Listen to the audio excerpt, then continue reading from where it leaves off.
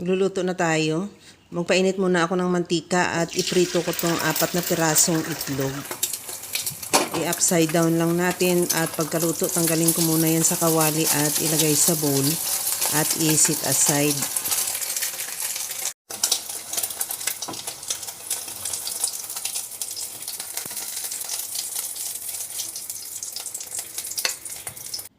Sa disim na kawali, igisa ko na rin yung bawang.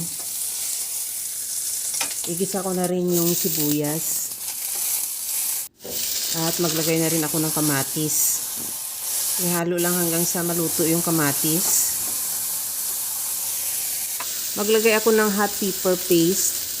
Optional lang yan. Kung wala ka naman yan, pwede naman tomato paste na lang ang ilagay mo. At ihalo lang natin yan at isunod ko na ibalik yung piniritong itlog. Lagyan ko na ng tubig. Depende sa iyo kung gaano karaming sabaw gusto mo. Ako, bali 4 cups na tubig ang nilagay ko dyan. Takpan ko muna hanggang sa kumulo. Pagkakulo niya, maglagay na rin ako ng hipon.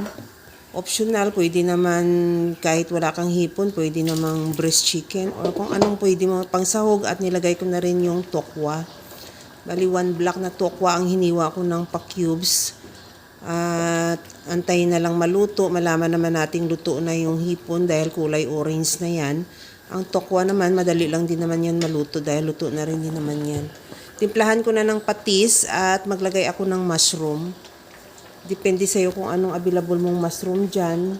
Mayroon akong buttons o whole mushroom. Hiniwa ko lang. At saka inoki mushroom. Kung anong available sa'yo, pwede naman. Hindi naman talagang sabing kahit kung wala kang inoki, okay naman din. At pagkatapos niyan, pakuluan lang hanggang sa maluto lang din yung mushroom.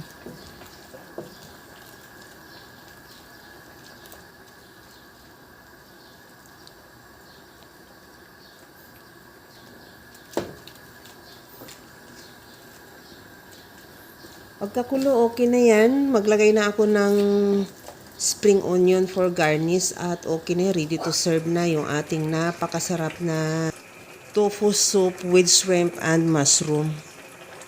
Kaya mga kalasa, kung nagustuhan mo yung ating video, please like na lang at pakishare na rin sa inyong mga friends.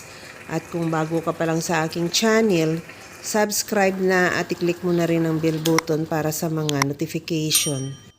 Okay na to, hanggang sa muli mga kalasa. Thank you for watching. Bye-bye!